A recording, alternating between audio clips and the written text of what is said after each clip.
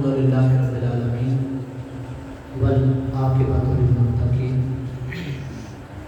والصلاۃ والسلام علی رسولہ الکریم اما بعد فاعوذ باللہ من الشیطان الرجیم بسم اللہ الرحمن الرحیم هو الذی بعث فی الأمیین رسولا منهم یتلو علیہم آیاتہ ویزکیہم ویعلمہم الکتاب والحکمہ صدق اللہ العظیم ان اللہ وملائکتہ یصلون علی النبی یا ایھا الذین آمنوا صلوا علیہ وسلموا تسلیما الصلاۃ والسلام علیک یا سیدی یا رسول اللہ وعلی آلک واصحابک یا سیدی یا حبیب اللہ۔ آج کا ہمارا عنوان ہے شریعت اور طریقت۔ بڑا اہم اور بڑا نازک موضوع ہے۔ موجودہ دور میں اعتدال کی راہ کو چھوڑ کر جو بھی شخص کسی ایک طرف اپنا جھکاؤ ضرورت سے زیادہ کر لیتا ہے وہ گمراہی کے دانے پر پہنچ جاتا ہے۔ ہمارا المیہ یہ ہے کہ دو طبقات کی وجہ سے ہم اس مسئلے میں ایسے الجھ گئے ہیں کہ بعض ایسی چیزوں کا بھی انکار کر بیٹھتے ہیں جن کا واضح طور پر ذکر قرآن مجید فرقان حمید میں بھی ہے اور فرامین مصطفیٰ علیہ تحیت و سلام میں بھی ہے۔ بعض خوش علماء اور ہمارے بعض دین بیزار لوگ سرے سے انکار کر دیتے ہیں کہ طریقت کوئی چیز ہی نہیں ہے، یہ بعد کے لوگوں نے نکالی ہے، اس کا اسلام کے ساتھ کوئی تعلق نہیں۔ اور بعض غالی اور متشدد قسم کے صوفیاء جو علم سے ناآشنا ہیں، جو علم دین سیکھے بغیر اس کی ایسی تشریح کر دیتے ہیں کہ جس کا شریعت کے ساتھ کوئی تعلق نہیں ہوتا، وہ شریعت اور طریقت دونوں کو الگ کر کے ایک نئی تصویر پیش کرنے کی کوشش کرتے ہیں، جس کا نقصان معاشرے کے اندر یہ ہوتا ہے کہ طریقت والے شریعت والوں کے مخالف ہو جاتے ہیں اور شریعت والے طریقت والوں کے مخالف ہو جاتے ہیں۔ ایک بات ذہن میں رکھیں، شریعت اور طریقت یہ دو الگ الگ چیزیں نہیں ہیں۔ شریعت کا دوسرا نام طریقت اور طریقت کا پہلا نام شریعت ہے۔ سب سے پہلے آپ کا یہ کنسیپٹ کلیئر ہونا چاہیے کہ یہ کوئی دو الگ الگ چیزیں نہیں۔ شریعت ظاہری جو احکامات ہیں ان پر پابندی کا نام شریعت ہے۔ آپ نے نماز پڑھ لی، آپ نے روزہ رکھا، آپ نے فرض زکوٰۃ ادا کی، آپ نے ظاہری اعمال بجا لائے، اس کا نام ہے شریعت۔ اور شریعت کا وہ پیچیدہ راستہ جس میں آپ نے صرف ظاہری اعمال بجا نہیں لائے بلکہ باطنی طور پر بھی آپ متوجہ اللہ رہے، اللہ کی طرف توجہ رہی۔ مثال کے طور پر ظاہری طور پر نماز پڑھنا یہ فرض ہے، لیکن جب انسان پورے خشوع کے ساتھ، پورے خضوع کے ساتھ، ظاہری طور پر انسان کا منہ قبلہ شریف کی طرف ہونا چاہیے، اور طریقت یہ ہے کہ آپ کا انگ انگ اور آپ کا باطن، آپ کے دل کی کیفیات کا قبلہ بھی کعبۃ اللہ ہونا چاہیے، اس کو طریقت کہتے ہیں۔ اس کے مشکل ترین راستے کا انتخاب، یعنی شریعت کے اندر انسان ظاہری طور پر اعمال کرتا رہتا ہے، اور طریقت کے اندر انہی اعمال کے اندر باطنی طور پر جو انسان کی کیفیات ہوتی ہیں ان کو پورا کرنا، یہ طریقت ہے۔ اور آپ انبیاء کرام علیہ السلام ان کی بعثت کے جو مقاصد اللہ رب العزت نے تقریباً قرآن مجید فرقان حمید میں 4 بار بیان فرمائے۔ ایک آیت مبارکہ جو میں نے دوران خطبہ آپ کے سامنے تلاوت کی، هو الذی بعث فی الامیین رسولا، امیین کے اندر اللہ رب العزت نے اپنے رسول کو مبعوث فرمایا۔ بعثت کا مقصد کیا تھا؟ بعث فی الامیین، امیین کے اندر بعثت کی، نبی کی کیوں؟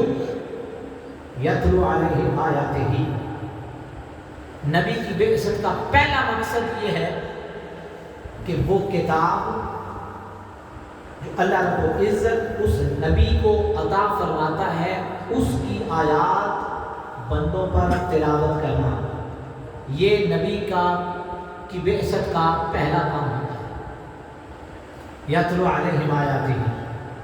دوسرا کام ہے وَيُزَكِّيهِمْ، ان کو پاک کرنا، ان کا تزکیہ نفس کرنا، ان کے اندر سے گناہوں کی جو آمیزش ہے اس سے ان کو دور کرنا، یہ نبی کی بعثت کا دوسرا مقصد ہے، تزکیہ نفس۔ اسی تزکیہ نفس کو تصوف بھی کہتے ہیں، اسی تزکیہ نفس کو طریقت بھی کہتے ہیں، اسی کا نام روحانیت بھی ہے۔ اور لوگ اس کو کوئی الگ شے تصور کرتے ہیں کہ یہ کوئی الگ چیز ہے، نہیں، تزکیہ نفس کا نام طریقت ہے، تزکیہ نفس کا نام تصوف ہے، تزکیہ نفس کا نام روحانیت ہے۔ اگر کوئی انسان صرف اور صرف ظاہری اعمال پر عمل کرتا رہے لیکن تزکیہ نفس نہ کر سکے، وہ نماز بھی پڑھ رہا ہے، وہ گناہ بھی کر رہا ہے، اب فرض بھی ادا ہو رہے ہیں، ظاہراً شرع پر عمل بھی ہو رہا ہے، لیکن وہ گناہوں کے اندر بھی مبتلا اور ملوث ہے، وہ صاحب شریعت تو ہو سکتا ہے، صاحب طریقت نہیں ہو سکتا۔ تو ایک صاحب شریعت وہ ہے جو صاحب طریقت بھی ہے، اور ایک صاحب طریقت وہ ہے جو صاحب شریعت بھی ہے۔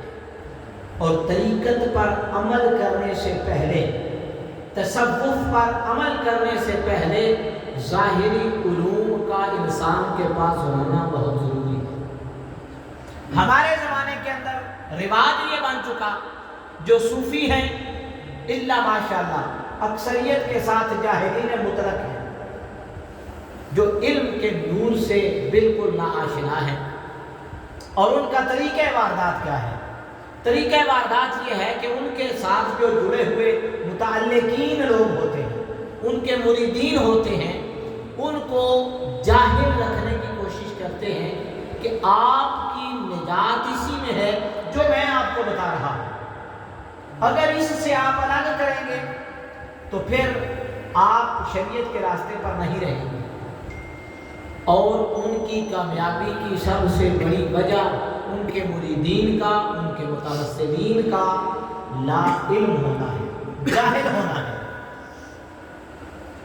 حالانکہ شریعت طریقت کے بغیر اور طریقت شریعت کے بغیر کچھ بھی نہیں۔ ہمارے ہاں ایک طبقہ ایسا پیدا ہوا جس نے اس کی بالکل تصویر بگاڑ دی۔ مثال کے طور پر انہوں نے یہ کہنا شروع کر دیا کہ ہم تو طریقت والے ہیں، ہمارا شریعت سے کیا کام، ہمارا نماز سے کیا کام، ہمارا روزے سے کیا کام، ہمارا حج زکوٰۃ سے کیا کام، ہماری نمازیں مکے کی ہیں، ہماری نمازیں مدینے کی ہیں۔ نبی کریم علیہ الصلوۃ والسلام نے تلواروں کے سائے میں نماز پڑھی۔ وہ کون سی ایسی طریقت ہے جو طریقہ رسولی سے ہٹ کر چلتی ہے؟ اگر کوئی شخص طریقہ رسولی سے ہٹ کر چل رہا ہے وہ جاہل مطلق ضرور ہو سکتا ہے، وہ صوفی نہیں، وہ صاحب طریقت نہیں۔ اگر کوئی صرف اور صرف ظاہری اعمال کو ہی اپنی نجات سمجھتا ہے تو وہ بھی جاہل مطلق ہے، اس لیے کہ نبی کی بعثت کا مقصد تزکیہ نفس ہے، انسان کا دل علائق سے پاک کرنا، گناہوں سے پاک کرنا۔ جو ظاہری شریعت پر عمل کرتے ہیں، صرف نماز پڑھتے ہیں چلے جاتے ہیں، جو اللہ کا بندہ ہوتا ہے، جو طریقت پر عمل کرنا چاہتا ہے، اس کو آپ دیکھیں گے وہ صبح کے وقت تہجد بھی پڑھے گا، آپ فرض نماز پڑھ کے چلے جائیں گے، وہ اوراد و وظائف بھی کرتا نظر آئے گا، وہ اشراق بھی پڑھتا نظر آئے گا، وہ چاشت بھی پڑھتا نظر آئے گا، وہ صبح و شام تلاوت بھی کرتا نظر آئے گا۔ یہ ساری چیزیں شریعت کا حصہ ہیں۔ شریعت کا ایک پیچیدہ راستہ ہے جس کو تصوف کہتے ہیں، تزکیہ نفس کہتے ہیں۔ ہمارے یہاں جس نے 8-10 موٹے موٹے نگوں والی انگوٹھیاں پہنی ہوئی ہیں اور موٹے موٹے دانوں والی تسبیحاں پہنی ہوئی ہیں اور غیر شرعی لباس پہنا ہوا ہے اور 5-7 چرس کے سگریٹ اس کے پاس ہیں اور سارے لگا کے موٹے موٹے کش لگا رہا ہے اور ایک عجیب و غریب قسم کی چھڑی ہاتھ میں پکڑ کر عجیب و غریب قسم کی حرکتیں کر رہا ہے، جلیاں مار رہا ہے، ہمارے جاہل لوگ کہتے ہیں سبحان اللہ، یہ ملنگ ہے۔ ایسے ملنگ آپ کو اولیاء کے مزارات پر کثرت کے ساتھ ملے گی۔ کوئی چرس پی کر جو ملنگی ہوتی ہے اس کو آپ ملنگ نہیں کہہ سکتے۔ بھئی ایسا طریقہ نبی کریم علیہ الصلوۃ والسلام یا صحابہ یا متاخرین کا طریقہ نہیں ہے۔ اگر کوئی اس کو تصوف سمجھتا ہے تو اس کی اپنی تصوف کی ڈیفینیشن غلط ہے، اس کے ذہن میں اس کا کانسیپٹ کلیئر نہیں ہے۔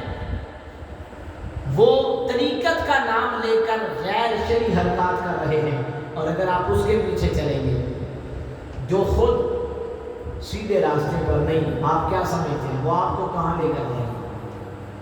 بھائی جس کے اپنے پلے کچھ نہیں، جو شریعت کا دامن واضح طور پر چھوڑ کے بیٹھا ہوا ہے اور واضح طور پر گناہ کر رہا ہے، نماز وہ نہیں پڑھتا جی مجذوب صاحب ہے، زکوٰۃ وہ نہیں دیتا اس کے اوپر فرض نہیں ہوتی جی، نماز وہ نہیں پڑھتا اور کہتا ہے کہ نماز کا صوفی کے ساتھ کیا کام ہے؟ ہماری نمازیں بغداد شریف میں ہوتی ہیں، ہماری نمازیں مکہ شریف میں ہوتی ہیں، ہماری نمازیں مدینہ شریف میں ہوتی ہیں۔ نبی کریم علیہ الصلوۃ والسلام آپ اللہ کے سب سے قریب ہیں، اللہ رب العزت نے آپ کو اتنا قرب عطا فرمایا کہ فَكَانَ قَابَ قَوْسَيْنِ أَوْ أَدْنَىٰ کی منزلوں پر پہنچے۔ آپ نے تو یہ نہیں فرمایا کہ بدر کے میدان میں میری نماز رب کی بارگاہ میں ہو گئی ہے، آپ نے تو نہیں فرمایا احد کے میدان کے اندر کہ آج تلواروں کے سائے میں نماز پڑھنا مشکل ہے، چھوڑ دو۔ آپ نے اپنے صحابہ کو کبھی بھی تعلیم نہیں فرمائی، بلکہ آپ کو ملیں گی تو یہ حدیث مبارکہ ملیں گی۔ حضور علیہ الصلوۃ والسلام مسجد کے اندر تشریف لائے، نمازیوں کی تعداد جماعت کے ساتھ کم تھی، حضور نے ارشاد فرمایا یہ لوگ کہاں ہیں؟ بتایا گیا حضور گھروں کے اندر ہیں، اپنے اپنے کاموں میں مصروف ہیں۔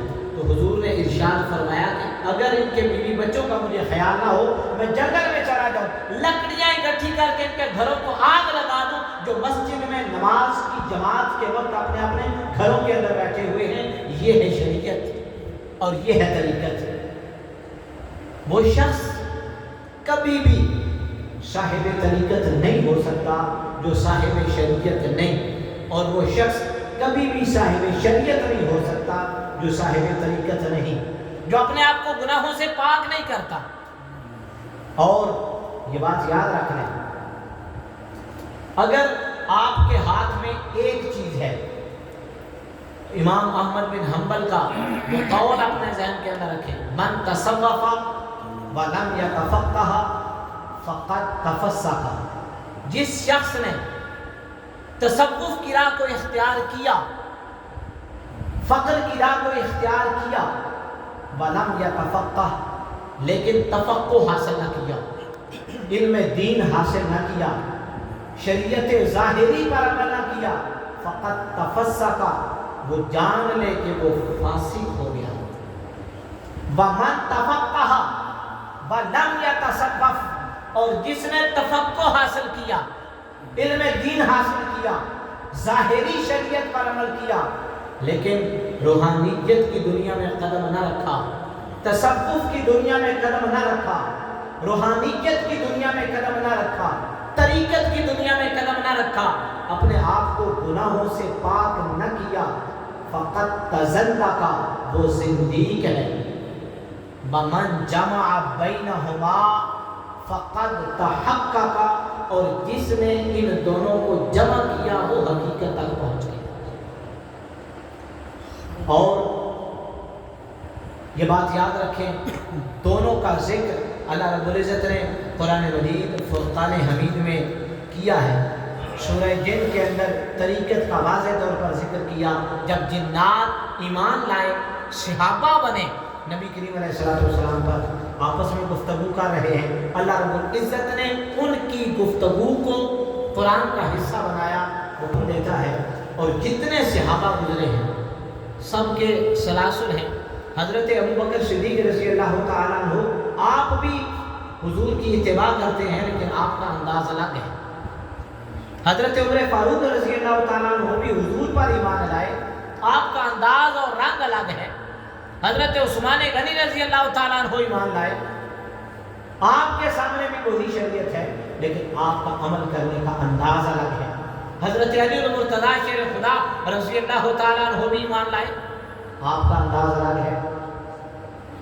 اب ہر ایک صحابی کے ایمان لانے کی کیفیت ایک ہے اور حضور کے ساتھ محبت کا انداز جدا جدا ہے۔ صدیق اس کو کہتے ہیں کہ اگر محبوب کہے کہ جنگ میں ضرورت ہے مال کی، تو گھر کی سوئی سلائی تک اٹھا کے اپنے تن پر بوریے کا لباس پہن کر حضور کی بارگاہ میں حاضر خدمت ہو جائے، اور فاروق اسے کہتے ہیں جو گھر کا آدھا سامان اٹھائے، اور یہ ذہن میں تصور کر کے کہ آج میں ابو بکر سے آگے نکل جاؤں گا، پہلے پہنچے۔ حضور پوچھیں عمر گھر والوں کے لیے کیا چھوڑا ہے؟ یا رسول اللہ آدھا سامان چھوڑایا، آدھا اللہ اور اس کے رسول کے لیے، اور اتنے میں وہ یار غار مصطفیٰ بھی آ جائے، بدن پہ بوریے کا لباس پہنا ہو، اور حضور ارشاد فرمائے کہ صدیق گھر والوں کے لیے کیا چھوڑا ہے، تو وہ کہے گھر والوں کے لیے اللہ اور اس کا رسول میرے لیے کافی ہے۔ طریقہ اپنا اپنا ہے، انداز اپنا اپنا ہے، سب کچھ محبوب پہ باندھ کے، اور پھر قبولیت کا انداز دیکھیں، رب نے اسی وقت جبریل کو بھیجا اور ارشاد فرمایا کہ صدیق کو یہ خوشخبری سنائیں، آج جو بوریے کا لباس صدیق کے تن بدن پر ہے، رب نے تمام فرشتوں کو حکم دیا کہ سارے بوریے کا لباس پہنیں۔ تو جو جس طریقے پر چلتا ہے، یہ ساری شاخیں طریقت کی شریعت تک ملتی ہیں، یہ کوئی الگ سے راستے نہیں، یہ الگ سے کوئی طرق نہیں ہے۔ نقشبندیت ہو، سہروردیت ہو، قادریت ہو، نبی کریم علیہ السلام تک یہ تمام سلسلے پہنچتے ہیں۔ صحابہ کرام کے انداز پر عمل کرنے کا نام یہ کہ اللہ رب العزت ہمیں اس انداز سے اس پر عمل کی توفیق عطا فرمائے جس طرح کے شرع کا حکم ہے کہ محمد سے وفا تو نے تو ہم تیرے ہیں، یہ جہاں چیز ہے کہ اللہ کرم تیرے ہیں۔ واخر دعوانا